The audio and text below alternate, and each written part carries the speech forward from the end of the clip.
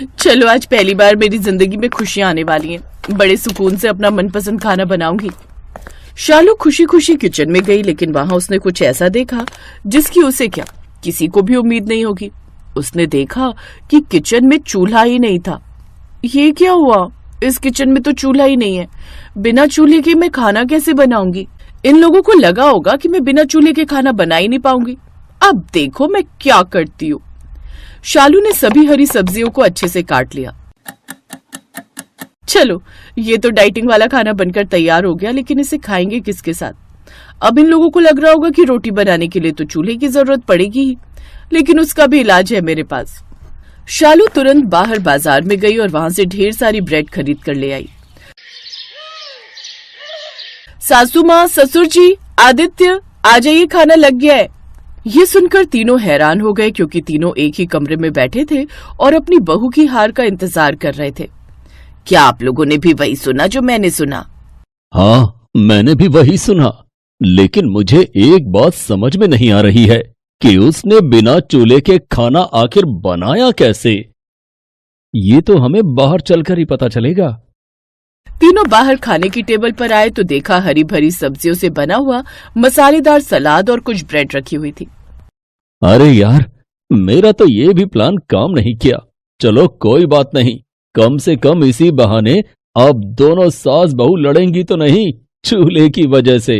वैसे बिना आग का इस्तेमाल करके बना हुआ ये खाना भी बहुत स्वादिष्ट लग रहा है और ये हमारे लिए हेल्दी भी है। लेकिन ऐसा आखिर हुआ क्यों था?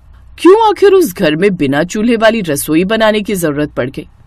और क्या अब उस रसोई में कभी भी चूल्हा नहीं जलेगा? ये जानने के लिए हमें कहानी में थोड़ा पीछे चलना होगा। शालू पहली बार ब्याह कर जब अपने ससुराल आई, तब वो अपने साथ एक बहुत ही शानदार चूल्हा लेकर आई। देख बहू, पहली बात तो हम दहेज के सख्त खिलाफ हैं, लेकिन फिर भी तू चूल्हा लेकर आई है तो इसे चुपचाप स्टोर रूम में रख दे, क्योंकि किचन में तो वही चूल्हा इस्तेमाल होगा जो मुझे दहेज में मिला था। ठीक है सासू माँ, इसमें कौन सी बड़ी बात है। जब तक वो चूल्हा चल रहा है तब तक उसे चलाएंगे। जब वो खराब हो जाएगा तब मैं अपना वाला चूल्हा निकाल लूंगी। शालू ने अपना चूल्हा स्टोर रूम में रख दिया और किचन में जाकर अपनी सास के चूल्हे पर खाना बनाने लगी। खैर, शालू खाना बनाकर जब टेबल पर लाई तो वहां पर उसके सास, ससुर, आदित्य सब पहले से ही बैठे थे। बहू, तेरी माँ ने तुझे खाना बनाना नहीं सिखाया था क्या? इतना वक्त लगता है खाना बनाने में। सासू माँ, आप मुझे कुछ भी कह लीजिए, लेकिन मेरे मायके वालों को कुछ भी कहने की जरूरत नहीं है। और खाना आपके चूल्हे की वजह से देर से बना है। इतना धीरे धीरे जलता है कि पूछो ही मत। इतने स्लो मोशन में तो राघव भी डांस नहीं करता। तू क्या हे कर रहा है? वो मेरे चूल्हे को बुरा कह रही है और तुझे हंसी आ रही है। अरे तो उसमें बुरा मानने वाली क्या बात है? बहू बिल्कुल सही तो कह रही है। तुम्हारा चूल्हा बहुत पुराना हो चुका है, कई बार तो उसे रिपेयर करवा चुके हैं। अब उसे स्टोर रूम में रख दो।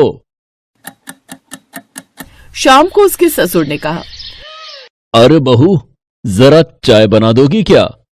ससुर जी ऐसे क्यों बोल रहे हैं? आपको तो मुझे आदेश देना चाहिए।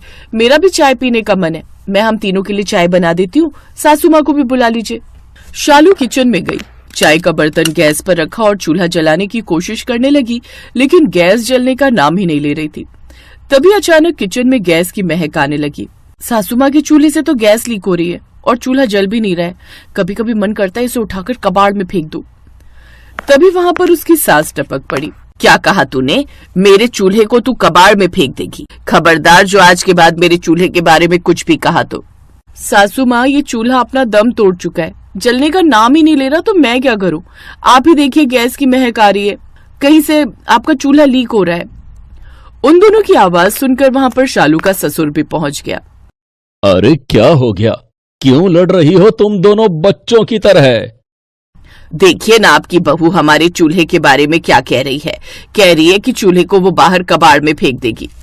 पिताजी, आप ही देखिए ना, गैस की महक आ रही है और चूल्हा जलने का नाम ही नहीं ले रहा है। मैं जाकर अपना चूल्हा रख देती हूँ और इस चूल्हे को स्टोर रूम में रख देती हूँ। अच्छा, मैं भी तो पुरानी हो गई हूँ, मैं भी लीक करने लगी हूँ कहीं ना कहीं से, तो मुझे भी उठाकर तुम लोग स्टोर रूम में रख दो और कहीं से नई नवेली सास ले आओ। तुम तो बात का बतंगड़ बना रही हो। ठीक है, मैं तुम्हारा चूल्हा अभी रिपेयर करवा कर लाता हूँ। कुछ दिनों तक वो चलता रहा, लेकिन उसके बाद फिर से ये लो, आज फिर से चूल्हा ढंग से नहीं जल रहा है। 1 घंटा तो चूल्हा जलाने में ही लग जाता है। आज मैं खाना बनाऊंगी नहीं। धीरे धीरे रात के 10 बज गए। तभी आदित्य ने शालू को आवाज देकर बुलाया। शालू, रात के 10 बज गए हैं, मुझे सुबह काम पर भी जाना है। अभी तक खाना नहीं बना क्या? अरे कैसे बनाऊं खाना, जब चूल्हा जल ही नहीं रहा तो कैसे बनेगा? 1 घंटा तो चूल्हा जलाने में ही लग जाता है। मैं नया चूल्हा लेकर आई हूँ, वो बेचारा स्टोर रूम में रखा हुआ है, उसकी कोई इज्जत ही नहीं। अभी तक तो सब कुछ ठीक से चल रहा था। जब से तेरी बीवी इस घर में आई है तब से इस घर में हर रोज मेरे चूल्हे को लेकर लड़ाई हो रही है। ऐसा करती हूँ, इस चूल्हे को लेकर मैं ही इस घर से निकल जाती हूँ, फिर सारा मामला ठीक हो जाएगा। माँ, एक चूल्हे को लेकर इतना ज्यादा पॉजेसिव क्यों हो रही हो? हम लोग आपके चूल्हे को कहीं बाहर फेंकने तो नहीं जा रहे। उसे चुपचाप सजाकर स्टोर रूम में रख देते हैं। हर रोज आप उसके दर्शन कर लेना। शालू नया चूल्हा लेकर आई है, उसमें जल्दी खाना भी बन जाएगा। नहीं, रहने दो। मैं अपने चूल्हे को लेकर घर से भाग जाती हूँ, फिर तुम लोग अपने नए चूल्हे के साथ खाना बनाना। तुम दोनों जब देखो तब उस चूल्हे को लेकर हमेशा लड़ाई झगड़ा क्या करती हो? तुम बहू का नया चूल्हा किचन में नहीं रखना चाहती और बहू पुराने चूल्हे के साथ खाना बनाना नहीं चाहती। सासू माँ, ससुर जी, मैं उसी पर किसी तरह से खाना बना लिया करूंगी। देखा, आखिरकार जीत मेरे चूल्हे की हुई। इसीलिए कहती हूँ बहू, अपनी सास से कभी पंगा मत लेना। और शालू उसी में खाना बनाने की कोशिश करने लगी। वो बार बार चूल्हा जलाने की कोशिश कर रही थी, लेकिन चूल्हा जल ही नहीं रहा था। तभी अचानक गैस लीक होने की वजह से आग पकड़ ली। शालू की साड़ी भी जलने लगी। वो जोर जोर से चिल्लाने लगी, आदित्य बचाओ, पिताजी बचाओ, बचाओ। आदित्य ने बाल्टी भर भर कर जल्दी से पानी डाला और थोड़ी देर में आग बुझ गई। 3 दिन के इलाज के बाद शालू ठीक होकर वापस घर आ गई। पड़ गई तुम्हारे कलेजे को ठंडक। ये तो अच्छा हुआ कि वक्त पर आदित्य ने पानी डाल दिया, वरना कुछ भी हो सकता था शालू के साथ। अब क्या उसे भगवान के पास पहुंचा कर ही मानोगी? बहू, मुझे माफ कर दो। मुझे अपने चूल्हे पर अहंकार हो गया था। आज जो तेरे साथ हुआ है, कल वो मेरे साथ भी हो सकता है। किसी की जिंदगी के साथ खिलवाड़ करने का मेरा कोई हक नहीं। आदित्य बेटा, मेरा चूल्हा स्टोर रूम में रख दे और जो चूल्हा बहू लेकर आई है उसे रसोई घर में रख दे। आदित्य ने नया वाला चूल्हा रसोई घर में रख दिया और सभी खुशी खुशी रहने लगे।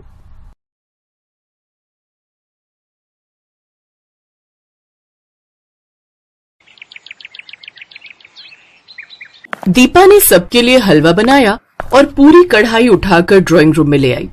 उसके सास ससुर को थोड़ा अजीब तो लगा, पर उस समय उन्होंने सोचा कि शायद नई नई बहू है तो घबराहट में उसने ऐसा किया होगा। अरे दीपा भाभी, आप तो हलवे की पूरी कढ़ाई उठाकर ले आए। कोई बात नहीं मेघा, चलो तुम भी हलवा परोसने में भाभी की मदद करो। कोई नहीं जानता था कि रसोई के बर्तन इधर उधर रखना और सारा खाना रसोई से लेकर घर में भी फैला देना, ये दीपा और उसके पूरे परिवार की आदत थी। ये तो जब दीपा ससुराल में रहने लगी तब सबको उसकी इस आदत का पता चला। दीपा, तुम रसोई के सारे बर्तन खाना बनाने के बाद बाहर क्यों ले आती हो? आज तुमने दाल चावल बनाए तो पूरा कुकर और कढ़ाई बाहर आंगन में रख दी। ऐसे थोड़ी होता है। तो इसमें क्या बुराई है? बार बार रसोई में जाने से अच्छा है एक ही बार में सारे बर्तन बाहर रख दो। हम तो अपने घर में ऐसे ही करते हैं। अब मैं ये थोड़ी है बार बार मैं रसोई में उठकर जाऊंगी कुछ चाहिए हो तो। सबके बार बार टोकने पर भी दीपा ने अपनी आदत को नहीं सुधारा। एक दिन दीपा के सास ससुर कहीं बाहर गए हुए थे। वहीं दीपा खाना बनाकर हॉल में बैठी हुई थी। तभी कुछ मेहमान आ जाते हैं।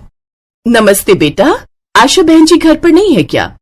माँ बाबूजी किसी जरूरी काम से बाहर गए हैं। ऐसा है बेटा, हमारे बेटे जो है राहुल की शादी है। ये शादी का कार्ड है और मिठाई का डिब्बा। माँ पापा से कह देना कि सबने शादी में जरूर आना है। तभी आनंद भी कमरे से बाहर आ जाता है। नमस्ते अंकल जी। नमस्ते आंटी जी। आइए बैठिए ना। दीपा, अंकल आंटी के लिए कुछ चाय नाश्ता? नहीं नहीं बेटा, मुझे लगता है आप खाने के लिए बैठे हो, फिर कभी आएंगे। अच्छा, शादी में सबने पहुंचना है, मम्मी पापा को बोल देना। कार्ड देने आए पति पत्नी अजीब सा मुंह बनाकर वहां से चले गए। दीपा की सास अगले दिन पड़ोस वाली के साथ बातें कर रही थी। क्या बात है आशा बहन, सुना है तुमने तो पूरे घर को रसोई बना दिया है। कल मिस्टर शर्मा और उनकी पत्नी तुम्हारे घर कार्ड देने आए थे ना? हाँ आए तो थे, क्या हुआ? वही बता रहे थे कि तुम्हारे घर जब कार्ड देने गए तो उनसे खड़ा भी नहीं हुआ गया। तुम्हारी बहू ने पूरे ड्राइंग रूम को रसोई बनाकर रखा हुआ था, जिधर देखो उधर खाने के बर्तन फैले हुए थे।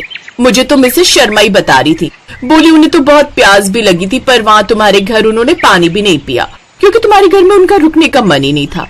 ऐसे कौन खाना खाता है आशा बहन? मैं बहू से इस बारे में बात करूंगी। अच्छा मैं चलती हूँ। दीपा की सास गुस्से से भरी हुई थी। वो जैसे ही अपनी बहू दीपा को खरी खोटी सुनाने के लिए जाने लगती है, तभी एक टैक्सी उनके दरवाजे पर रुकती है। टैक्सी में दीपा के मम्मी पापा और भाई बहन बैठे हुए थे। दीपा का मायका दूसरे शहर में था, इसलिए शादी के बाद उसके मायके वाले उसे मिलने और कुछ दिन उसके पास रहने आए थे। इस वजह से दीपा की सास उसे कुछ कह नहीं पाई। माँ पापा, ज्योति अमन, आप सबने तो मुझे सरप्राइज दे दिया। हाँ, सोचा शादी के बाद कुछ दिन तुम्हारे पास रह लेते हैं, तुम्हारे शहर में घूम लेंगे। अभी कुछ दिन काम तो था नहीं, इसलिए घर पर खाली ही बैठे थे, तभी तुमसे मिलने आ गए। बहुत अच्छा किया। दीदी बहुत जोरों की भूख लगी है, कुछ बढ़िया खाने को मिल जाए तो मजा आ जाए। दीपा दीदी, मैं तो आपके हाथों के गरम गरम छोले भटूरे खाने के लिए तरस गई। मम्मी तो बनाती ही नहीं है। कोई बात नहीं, मैं अभी थोड़ी देर में सब कुछ बढ़िया तैयार कर दूंगी, तब तक आप लोग फ्रेश हो जाओ। आशा देवी ने सोचा भी नहीं था कि कुछ देर बाद उसके घर का नजारा क्या होने वाला है। अरे दीपा, मुझे प्याज टमाटर यहीं दे दे, मैं काट देती हूँ। हाँ माँ, मैं लाती हूँ। दीदी मैं सलाद का सामान लेकर आती हूँ, आप मुझे बता दो कहाँ रखा है। वही फ्रिज में सब कुछ है, निकाल कर यहीं बाहर ले आओ। तीनों मिलकर बैठकर काम भी कर लेंगे और गप्पे भी मार लेंगे। ड्राइंग रूम की हालत देखने वाली थी। एक तरफ मेज पर आलू प्याज के छिलके बिखरे हुए थे और बाकी सब सब्जियां फैलाकर बैठी हुई थी। पूरे ड्राइंग रूम का नजारा देखने वाला था। भाभी, ये सब क्या है? पूरे ड्राइंग रूम को तो आपने रसोई बना दिया, सब कुछ गंदा हो गया है। अभी तो काम वाली सफाई करके गई थी और देखो ना, जगह जगह से पंखे से आटा उड़कर इधर उधर फैल रहा है। कोई नहीं, मैं अभी साफ कर दूंगी, बस हो ही गया। ज्योति गुस्से में अपनी मम्मी के कमरे में जाती है और सारी बात कह देती है। माँ, घर का क्या हाल हो गया? आपको भी पता है ये घर कम रसोई ज्यादा लगता है। जहाँ देखो वहाँ सब्जियां, बर्तन, आटा, दाल, चावल इधर उधर बिखरा ही रहता है। भैया भी भाभी को कुछ नहीं कहते। जब से वो इस घर में आई, घर में बिल्कुल साफ सफाई नहीं रहती। ऊपर से उनके मायके वाले और यहाँ आकर बस गए। मैं भी इसी बात से तंग हूँ। ये तेरे पापा बैठे हैं ना, ये कुछ नहीं बोलते, बस मुंह सिलकर बैठे रहते हैं। अरे तुम तो मेरे पीछे ही पड़ी रहती हो आशा। मैं क्या बहू के घर वालों को ये जाकर कह दूं कि वो यहाँ से चले जाएं? है, तुम भी कैसी बातें करती हो। थोड़े दिन की बात है, संभाल लो। जब वो चले जाएंगे तब हम बहू से बात करेंगे। एक दिन दीपा रसोई में खिचड़ी बना रही थी। उसने खिचड़ी बनाई और गरम गरम कुकर लाकर ड्राइंग रूम में रख दिया और अंदर बर्तन लेने के लिए चली गई। तभी दीपा की सास अलमारी से कुछ सामान निकालने आई। उस समय ड्राइंग रूम में कोई नहीं था, बस दीपा की सास आशा ही थी। अचानक कुकर फट गया। आशा को अस्पताल लेकर जाते हैं। घबराने की कोई बात नहीं है, मैंने आशा जी के हाथ पर दवाई लगा दी है, कुछ दिनों में आराम आ जाएगा। ये सब दीपा भाभी और इनके मायके वालों के कारण हुआ है। अगर इनमें जरा सी भी समझ होती तो ये इस तरह से लापरवाही ना करती। आज अगर माँ को कुछ हो जाता ना, तो बस मैं तो इनसे बिल्कुल रिश्ता तोड़ देती। सबका मूड खराब था क्योंकि जो भी हुआ था बहुत गलत हुआ था। दीपा और उसके मायके वाले भी थोड़े घबराए हुए थे। उन्हें डर था कि कहीं वो दीपा के साथ कुछ गलत ना करे। दीपा के मम्मी पापा और दीपा बहुत शर्मिंदा थे। समधन जी, जो भी हुआ बहुत गलत हुआ, पर आप हम सबकी गलतियों की सजा हमारी दीपा को मत देना। हम वादा करते हैं हम कभी भी यहाँ नहीं आएंगे। हम दीपा से दूर रहेंगे, पर आप दीपा को हमारे साथ मत भेजना। दीपा की आंखों में आंसू आ जाते हैं। दीपा फूट फूट कर रोने लगती है। दीपा बहू, मैंने तुम्हें कब कहा कि यहाँ से जाओ? मैंने तो कुछ भी नहीं कहा। गलती तो हर किसी से होती है, और फिर देखो तो मैं बिल्कुल ठीक हूँ। पर आगे से ध्यान रखना, जो चीज जहाँ के लिए बनी होती है हमें उसका इस्तेमाल वहीं करना चाहिए। चलो अब चुप हो जाओ, और आप सब भी इस तरह की बातें मत कीजिए। ये आपका ही घर है और जब भी चाहे आप यहाँ आ सकते हैं। और अभी आप सभी यहाँ से नहीं जाएंगे। अगले हफ्ते दीपा का जन्मदिन है, उसके बाद ही हम आपको जाने देंगे। माँ जी, आपको कैसे पता मेरा जन्मदिन है? आनंद ने बताया था। वो चाहता था कि तुम्हारे पहले जन्मदिन पर सरप्राइज रखे। आई एम सॉरी भाभी, मैंने भी बहुत ज्यादा बोल दिया। अब दीपा ने रसोई का खाना घर में फैलाने की आदत छोड़ दी। अब वो जो कुछ भी बनाती रसोई से ही थाली में परोस कर लाती। जिससे उसकी लाइफ में सब कुछ ठीक हो गया।